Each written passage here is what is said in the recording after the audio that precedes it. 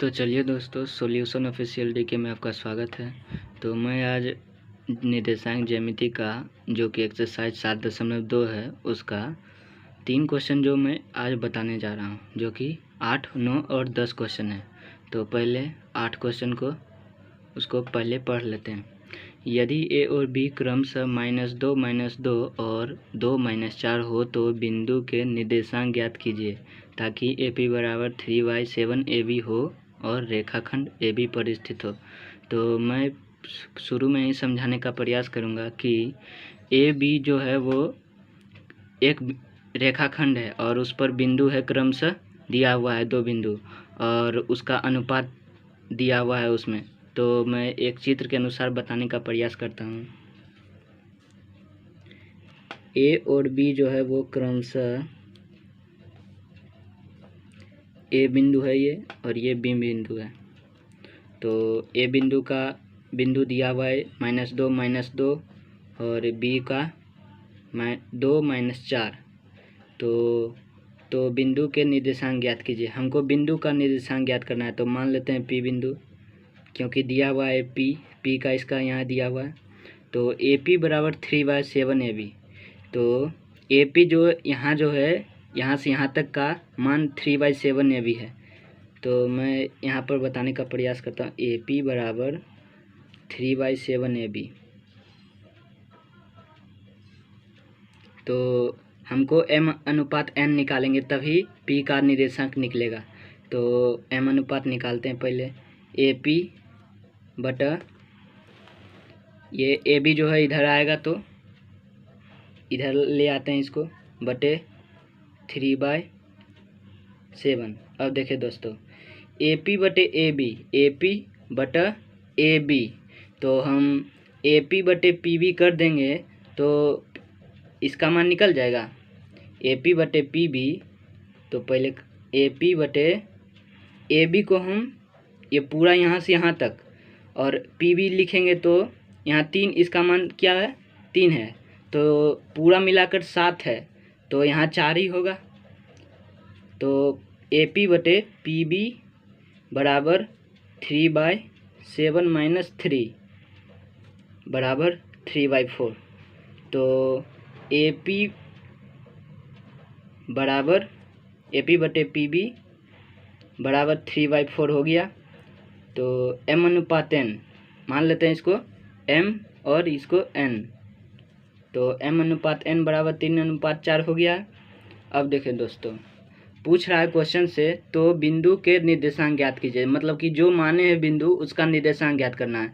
तो इसका निर्देशांक निकालते हैं पहले। तो मान लेते हैं बिंदु, माना A बिंदु। तो A बिंदु x1, y1 है, जो कि इसका बिंदु दिया हुआ है -2, -2 और B का भी दिया हुआ है, मान लेते हैं इसको x2, y2 बराबर 2, -4। आप कुछ भी मान सकते हैं, या तो आप इसको B मान सकते हैं या C मान सकते हैं, कुछ भी। तो M/N निकल गया है। M/N बराबर क्या है 3/4 है। तो विभाजन एक सूत्र होता है जो कि मैं यहाँ लिखने जा रहा हूँ। विभाजन बिंदु का निर्देशांक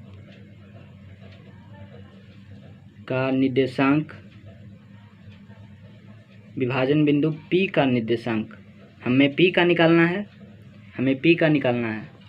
तो विभाजन बिंदु P का निर्देशांक बराबर एक फॉर्मूला होता है mx2 प्लस nx1 बटे m प्लस n, फिर my2 प्लस ny1 बटे m प्लस n। अब देखें दोस्तों, m का मान 3 है, यहाँ 3 लिखते हैं।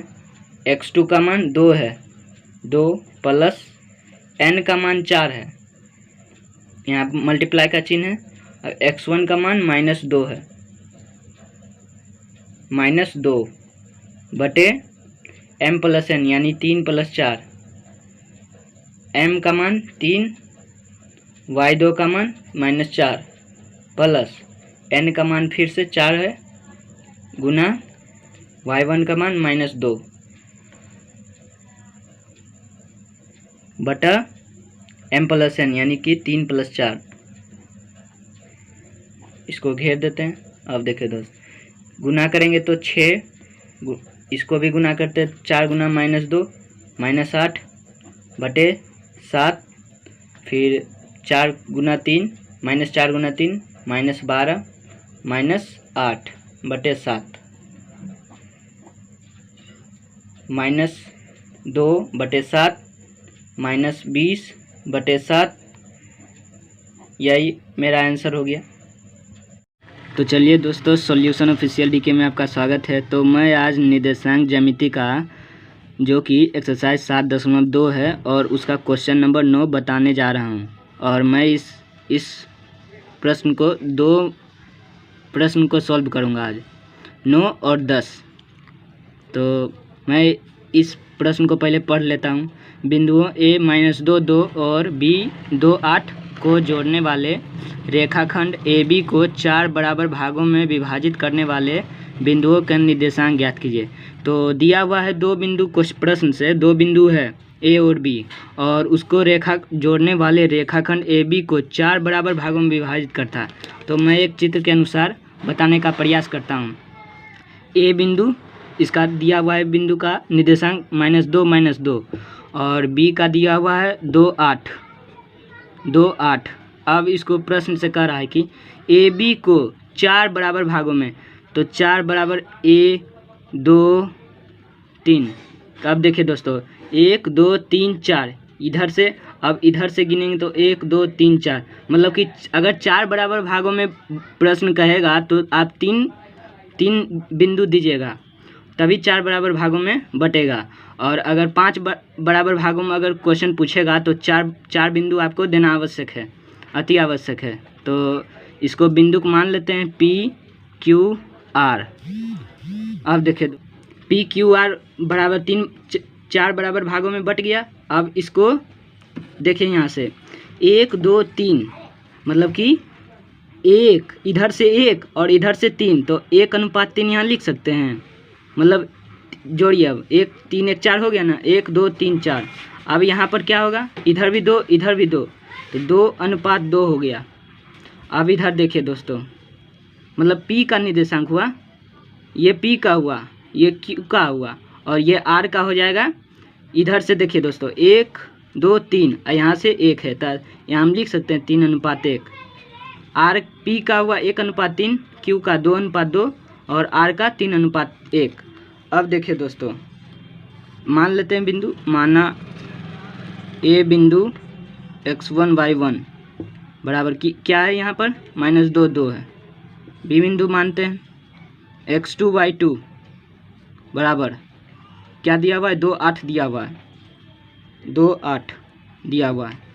अब देखिए m/n, m/n बराबर, पहले इसको हम हल करेंगे 1:3। अब देखिए विभाजन बिंदु P का माने हैं, P का माने हैं 1:3, तो विभाजन बिंदु P का निर्देशांक, पहले P का निर्देशांक निकालेंगे, बराबर क्या होता है फॉर्मूला, mx2 + nx1 बटे m+n, और फिर my2 + ny1 बटे m+n। अब देखिए दोस्तों, विभाजन बिंदु P का निर्देशांक यानी कि m/n का दिया हुआ है 1:3, तो इसका मान धरते हैं। पहले m का मान 1 है, तो 1 यहाँ धर दिए, x2 का मान 2 है, तो गुना का चिन्ह इसके बीच होता है, 2 है, प्लस n का मान 3 है, तो 3 यहाँ रख दिए, x1 का मान -2 है, -2 यहाँ दिए, m+n यानी 1 + 3 my2, m का मान 1, y2 का मान 2 8 है, तो 8 धर दिए, प्लस n का मान 3 है और y का मान 2 है, प्लस बटे m+n यानी कि 1 + 3। अब इसको गुना कर लेते हैं, 1 × 2 2 -3 × 2 6 बटे 3 1 4। इसको गुना करेंगे तो 8 × 1 8 प्लस 3 गुना 2 6 हो गया, बटे 3 प्लस 1 4 हो गया। इसको घटाएंगे तो -4/4 हो गया, और 8 14/4। इसको काटेंगे तो एक बार में हुआ, और इसको 2 सती 14 2 दूना 4, मतलब कि 1 और -1 और 7/2 इसका निर्देशांक हो गया। P का निर्देशांक हुआ। अब Q का निकालेंगे। विभाजन बिंदु Q का निर्देशांक बराबर, फिर से वही फॉर्मूला लगाते हैं, mx2 + nx1 बटे m + n, my2 + ny1 बटे m + n। अब देखिए दोस्तों, अब पहले m/n, Q का m/n क्या है, 2:2 है, 2:2 है, इसलिए पहले यहाँ पर लिख लेते हैं m/n बराबर 2:2 है। अब इस पर सेट करते हैं फॉर्मूला पर। m का मान 2 है, x2 का मान 8 है, x2 का मान 2 है, यहाँ 2 धरते हैं, प्लस n का मान 2 है और x1 का मान -2 है, बटे में m + n यानी कि 2 + 2। फिर m का मान 2 है और y2 का मान कितना है, y2 का मान 8 है, तो 8 यहाँ धरते हैं, प्लस n का मान कितना है, n का मान 2 है, 2 गुना का चिन्ह इसके बीच, और y1 का मान 2 है, y1 का मान 2 है, इसलिए यहाँ 2 धरते हैं, बटे m + n यानी कि 2 + 2। अब देखिए दोस्तों, 2 गुना 2 4 हो गया, और 2 गुना 2 मतलब कि -2, तो -4 हो गया, बटे 2 + 2 4 हो गया। 8 गुना 2 16 प्लस 2 दूना 4 बटे 4। इसको घटाएंगे तो 0 हो जाएगा, 0/4, और ये 16 4 20, 20/4। इसको काटेंगे तो 5 हो जाएगा, इसलिए इसका निर्देशांक हो जाएगा 0 और 5। अब विभाजन बिंदु Q का निर्देशांक ज्ञात करना है। Q का तो निकल गया है, अब R का निकालना है। विभाजन बिंदु R का निर्देशांक बराबर क्या होगा, फिर से वही फॉर्मूला सेट करते हैं, mx2 + nx1 बटे m + n, फिर my2 + ny1 बटे m + n। इसको ऐसे कर देते हैं। अब देखिए दोस्तों, अब फिर से m/n दिया हुआ है कितना, 3:1 दिया हुआ है। इसका r का जो अनुपात है वो 3:1 है, तो यहाँ धर देते हैं, 3:1 हो गया। अब इसका मान धरते हैं, 3 गुना x2 का मान 2 है, प्लस n का मान 1 है, 1 गुना x1 का मान है -2 बटे m + n यानी कि 3 + 1। अब देखिए दोस्तों, m का मान 3 दिया हुआ है यहाँ पर, और y2 का मान कितना है 8 है, प्लस n का मान 1 गुना y1 का मान 2 बटे m + n यानी कि 3 + 1 4। अब देखिए दोस्तों, 3 गुना 2 6 -2/4, और 8 तिहाई 24 प्लस 2 बटे 4। अब घटाएंगे इसको, 6 में से 2 गया 4 बटे 4, 24 + 2 कितना होगा 26/4। इसको काट देते हैं, एक बार में कट गया। अब इसको 13 दूना 26, 2 दूनी 4, यानी कि इसका निर्देशांक जो निकला है वो 13/2 है। इस प्रकार हम पाते हैं कि P, Q और R का निर्देशांक जो है वो निकल गया है। और अगर यह वीडियो अच्छी लगी हो तो दोस्तों को शेयर ज़रूर करें। धन्यवाद। तो 9 क्वेश्चन को सॉल्व कर दिए हैं, अब 10 क्वेश्चन को सॉल्व करते हैं। तो पहले क्वेश्चन पढ़ते हैं। एक समचतुर्भुज का क्षेत्रफल ज्ञात कीजिए जिसके शीर्ष इसी क्रम में ये 4 बिंदु दिया हुआ है। तो समचतुर्भुज का क्षेत्रफल पूछ रहा है, तो 4 शीर्ष दिया हुआ है, तो मैं एक चित्र के अनुसार एक ही लाइन में A B C D आप कुछ भी ले सकते हैं, MNOP यानी लगातार लेना है। तो ये समानांतर है, ये इसके समानांतर है। तो इसका बिंदु लिख लेते हैं 3 0 4 5 -1 4 और ये -2 -1। तो पहले मानते हैं बिंदु, ए बिंदु माना ए बिंदु x1 y1 बराबर 3 0 है, 3 0। बी बिंदु x2 y2 बराबर 4 5। सी बिंदु x3 y3 बराबर -1 4। डी बिंदु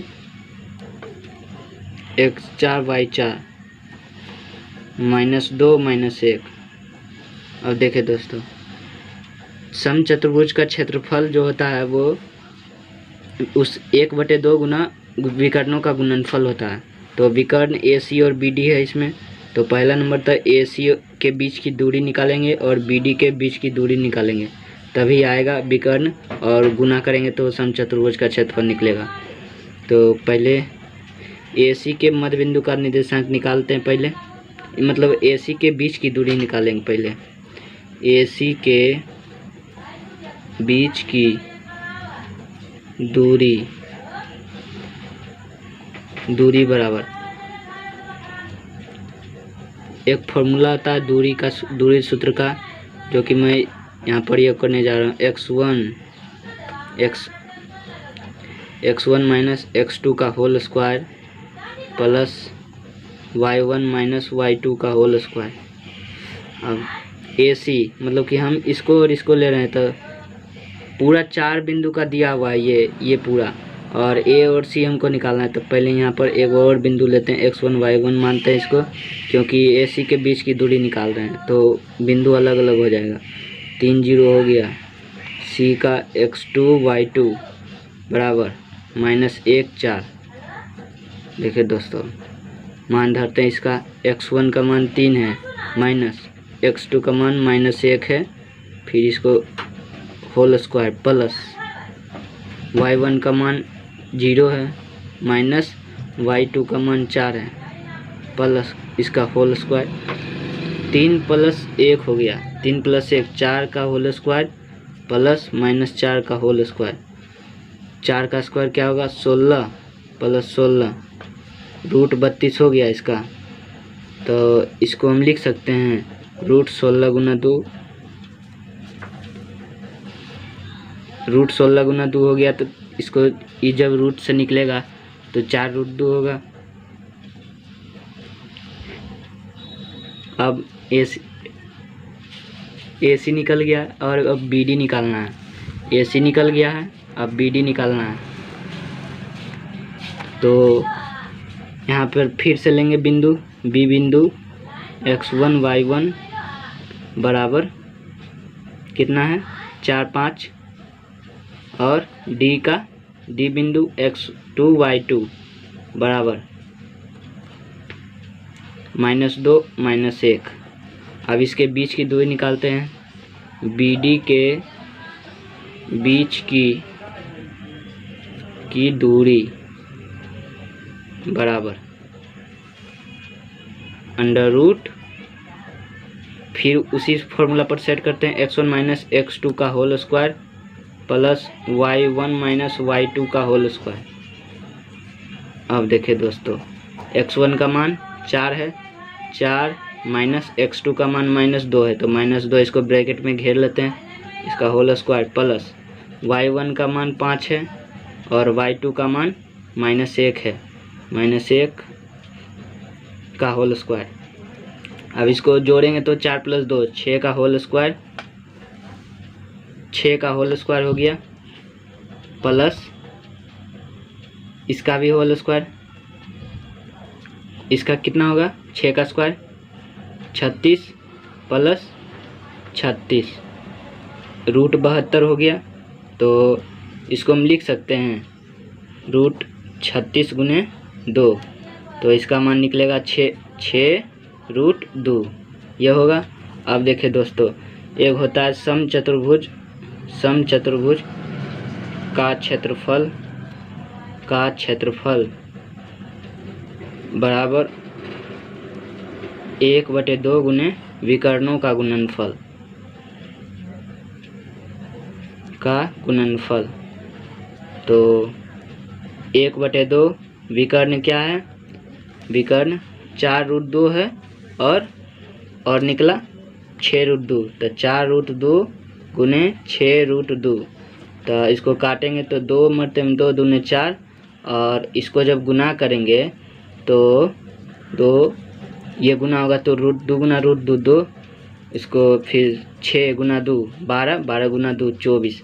अतः समचतुर्भुज का क्षेत्रफल 24 आंसर हो गया। धन्यवाद। अगर वीडियो ये अच्छी लगे तो लाइक करें, सब्सक्राइब करें और कमेंट करना ना भूलें। धन्यवाद।